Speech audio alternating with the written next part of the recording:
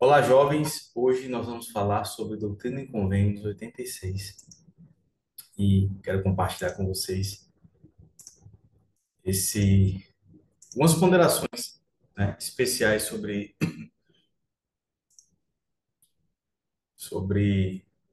esse capítulo, sobre essa sessão especial de Doutrina e Convênios e como ela se aplica a cada um de nós. Inicialmente, vale destacar, indo aí lá para o Novo Testamento, a parábola do joio e do trigo, que está lá em Mateus 13, 24 a 30. Então, essa é uma ilustração bem interessante que mostra as duas plantas, tá? O que é interessante destacar? O joio, ele é uma planta venenosa, tá? E durante uma parte da vida dele, o joio e o trigo, eles são praticamente idênticos. E só que com o tempo, quando eles amadurecem, eles podem ser diferenciados. Se a pessoa vai e arranca a, o joio, né, antes que ele amadureça junto com o trigo, muito possivelmente vai estar aí arrancando e eliminando, né, muito do que é o trigo, por eles serem inicialmente muito idênticos. Então, uma particularidade que é bem interessante também é que, eventualmente, quando você vai colher, né, as plantas quando elas estão lá maduras, o joio, quando você pressiona ele, você não tem nenhum tipo de fruto. Ao contrário, o trigo, quando pressionado e já na fase, né, de amadurecimento, ele deixa várias sementes ali, que mostra que o joio realmente é algo vazio, é apenas uma erva daninha, uma erva venenosa que cresce ali, rivalizando, né, e muitas vezes usurpando ali dos nutrientes que são utilizados para fortalecer o trigo. E o Salvador, então, propôs essa parábola, que está em Mateus 13, 24 a 30. Propôs outra parábola dizendo: O reino dos céus é semelhante ao homem que semeia boa semente no seu campo. Mas, dormindo os homens, veio o inimigo e semeou o joio no meio do trigo e retirou-se. Quando a erva cresceu e frutificou, apareceu também o joio.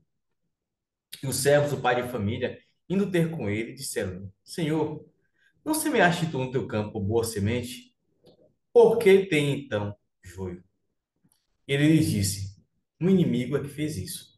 E os servos disseram: Queres, pois, que vamos arrancá-lo?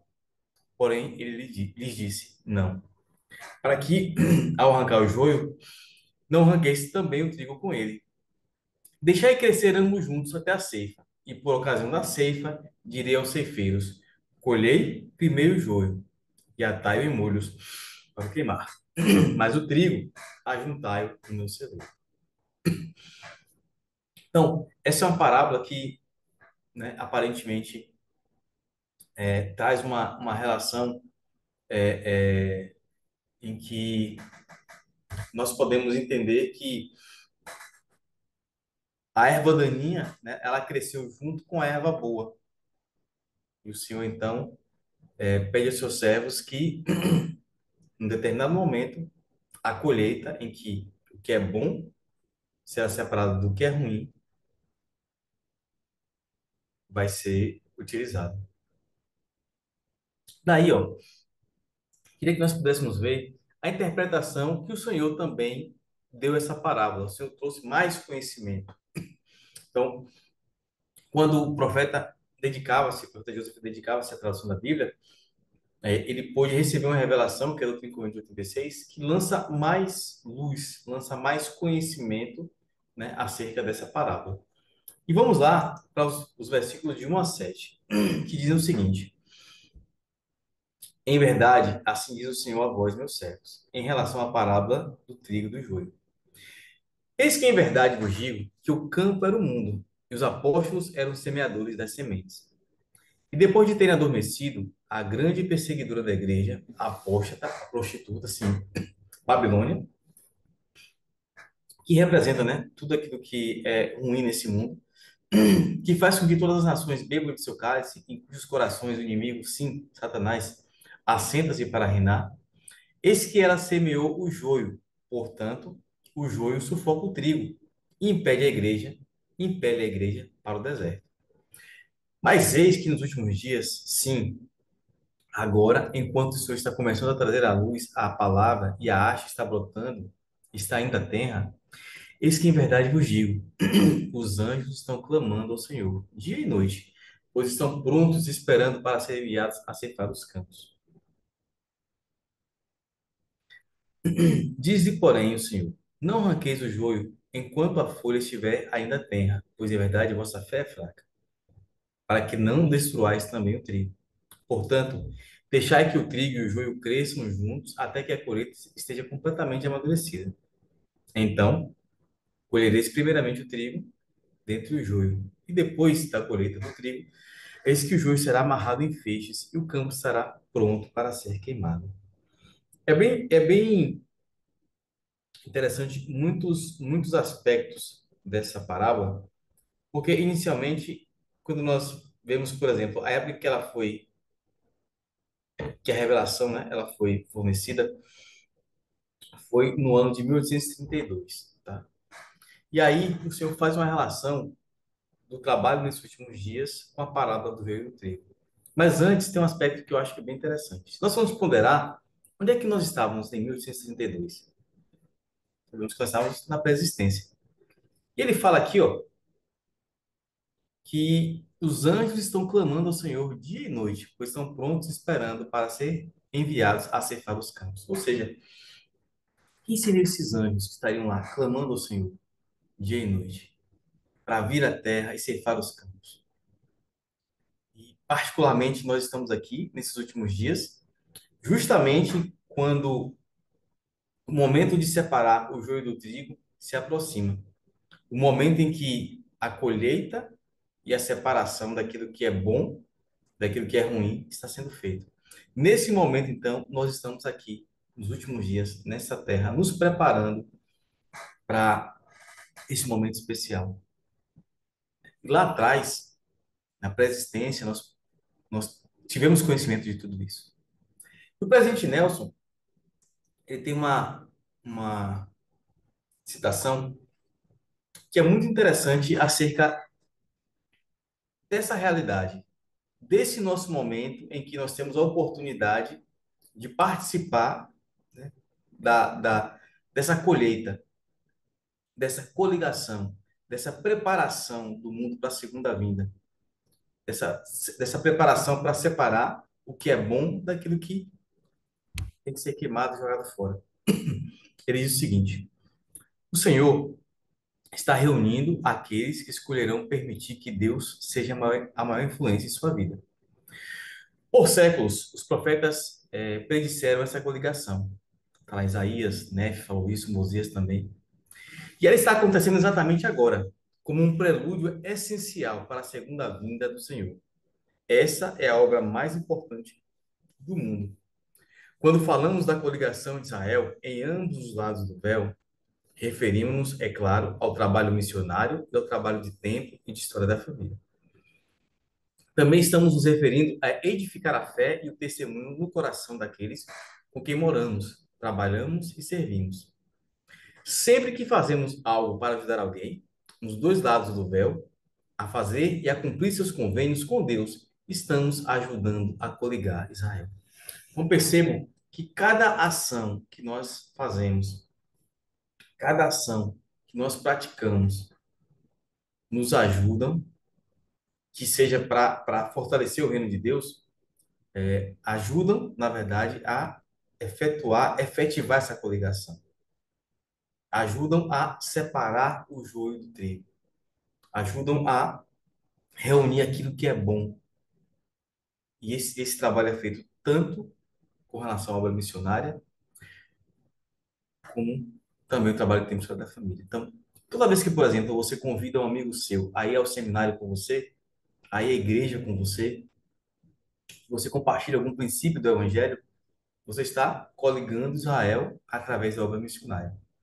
Cada vez que você identifica algum parentesco na sua árvore familiar, cada vez que você leva algum nome ao templo, cada vez que você vai ao templo e faz ordenanças no templo, cada vez que você ajuda alguém, também a encontrar os familiares, a criar uma árvore familiar, a criar recordações, a fazer indexação, tudo isso ajuda e fortalece o trabalho de tempo social da família e, por conseguinte, fortalece o trabalho de coligação de Israel do outro lado do véu.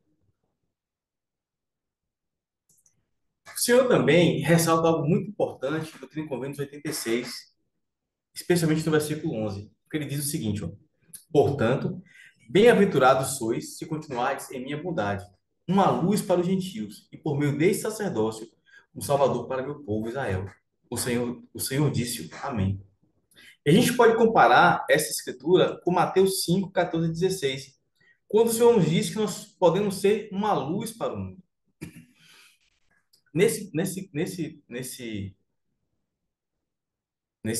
capítulo, comparando, né, com o que nós vemos aqui em Convênios, nós podemos começar a perceber e a fortalecer o nosso entendimento de que, de fato, né, nós não estamos aqui simplesmente para ser mais um. Nós viemos à Terra esses últimos dias para fazer a diferença. Quando nós falamos em participar da coligação de Israel, invariavelmente isso vai trazer à tona a nossa responsabilidade de ser uma luz para as pessoas, de iluminar a vida das pessoas. Quantas vezes, por exemplo, alguém já esteve com vocês assim e percebeu que vocês tinham algo diferente? Perguntaram assim: ah, você tem alguma religião? Você. E é muito em função do Evangelho e da luz que o Evangelho ele lança sobre nossas vidas. Nessa escritura, o Senhor fala o seguinte: ó, vós sois a luz do mundo. Não se pode esconder uma cidade edificada sobre um monte. Nem se acende a candeia e se coloca debaixo do alqueire, mas no velador, e dá luz a todos que estão na casa. Assim, resplandeça a vossa luz diante dos homens, para que vejam as vossas boas obras e glorifiquem a vosso Pai que está nos céus. Então percebam, o Senhor diz que nós somos a luz do mundo. Todos nós que aceitamos e abraçamos o Evangelho de Jesus Cristo, temos o privilégio de ser realmente uma luz.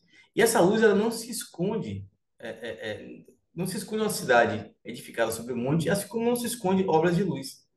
Claro que a gente não faz as obras para que as pessoas vejam e nos glorifiquem, mas quando nós servimos, ajudamos, fortalecemos outras pessoas, a gente se torna uma luz para elas.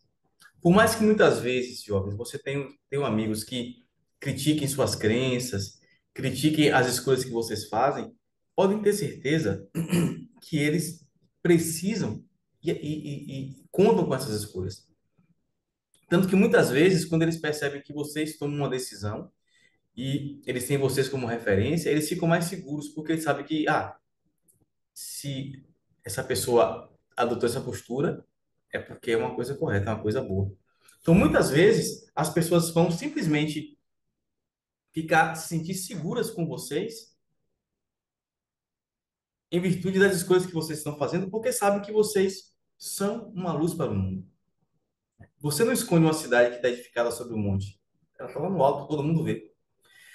E você também não acende a luz e coloca embaixo, mas você coloca no alto, para que ela dê luz a todos que estão na casa. De modo que, assim, quando a gente faz as coisas corretas, quando a gente faz o que é bom, quando a gente faz o que é certo, quando a gente serve, quando a gente ajuda, quando a gente coliga Israel, né, ou compartilhando o evangelho, ou fazendo trabalho no templo, nós acabamos, então, iluminando todos os que estão ao nosso redor.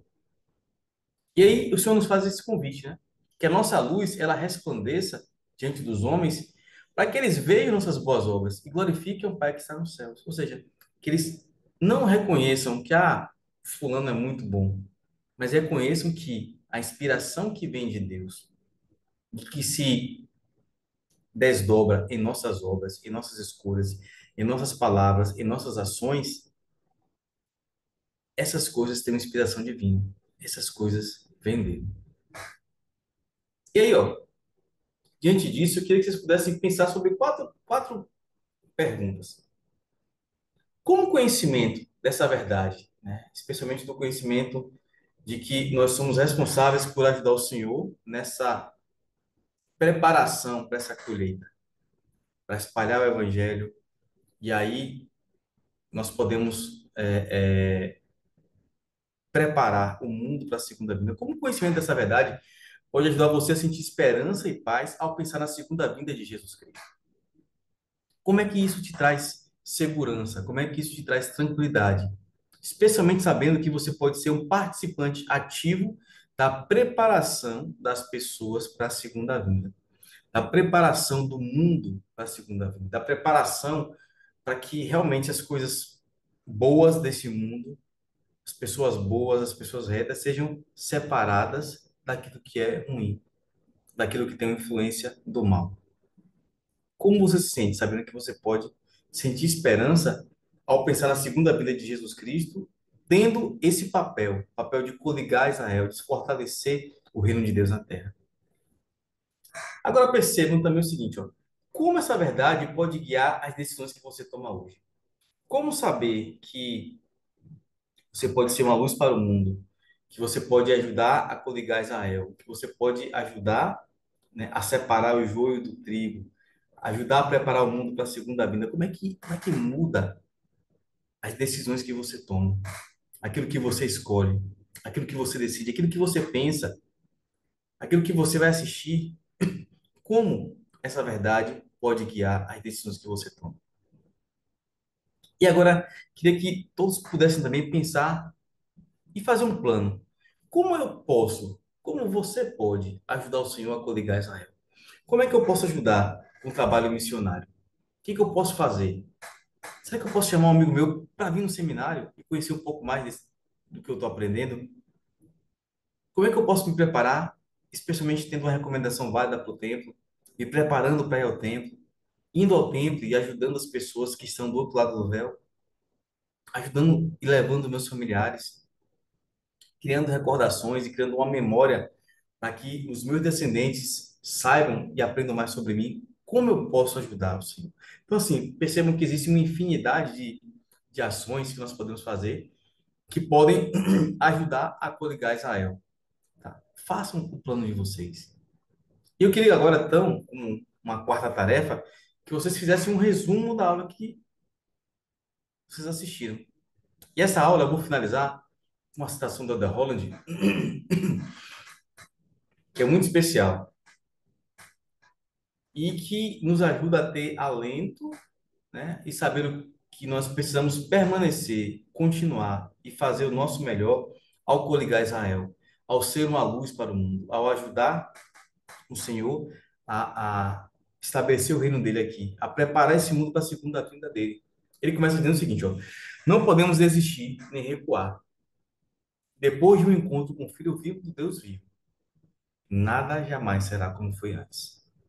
A crucificação, a expiação e a ressurreição de Jesus Cristo assinalam o início da vida cristã, não o seu fim.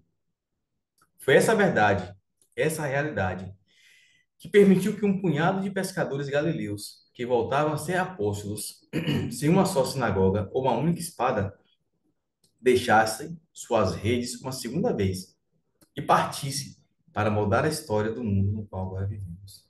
Então, percebam, nós não podemos recuar, nós não podemos desistir. Nós precisamos estar convictos e comprometidos a coligar Israel em ambos os lados do véu. E nós precisamos buscar esse encontro diário com o Salvador. Cada vez que eu me arrependo, cada vez que eu tomo uma decisão correta, cada vez que eu me coloco à disposição dele para ajudar a obra a crescer, eu aumento esse vínculo e esse encontro com ele. Depois que eu encontro com ele, nada pode ser mais como antes. Percebam, jovens, que Cristo ele foi tão poderoso que ele conseguiu transformar alguns pescadores em apóstolos. Pedro foi um dos apóstolos tão poderosos que as pessoas colocavam os doentes para que a sombra de Pedro passasse e curasse as pessoas. Então, o Salvador pôde fazer isso por homens simples, mas que se tornaram realmente apóstolos de Jesus Cristo. E que realmente, juntamente com o Salvador, mudaram e influenciaram toda a história do mundo. Quero passar meu testemunho para vocês. que nós fazemos parte dessa grande colheita. E o Senhor está realmente preparando a colheita final, onde vai separar o joio do trigo, aquilo que é bom daquilo que é ruim. Nós podemos ser uma luz para as pessoas, nós podemos ser uma luz para todos os nossos amigos. Eles precisam da nossa luz. Eles anseiam por ter a influência da nossa luz. Nós podemos participar ativamente da coligação de Israel, seja fazendo obra missionária, fazendo um convite mais simples. Puxa vida, eu vou cantar na igreja esse domingo. Você não quer me ouvir? Vamos para o seminário. Isso sim é uma atividade legal com outros jovens. Vamos ao templo. Então, nós podemos fazer essa obra especial, coligando Israel em ambos os lados do véu. O profeta, o presidente Nelson, tem nos convidado para fazer isso, porque ele sabe que isso vai fortalecer o reino de Deus e, acima de tudo, isso vai nos ajudar a ter uma proximidade muito maior com o nosso Salvador. Cristo vive, ele é realmente o Senhor dessa obra. Ele é o Deus do perdão, ele é o Deus da misericórdia, ele é o Deus do amor, ele é o Deus da alegria. Ele vive, ele reina e dirige essa obra pessoalmente. É o meu testemunho que eu deixo com vocês em nome de Jesus Cristo. Amém.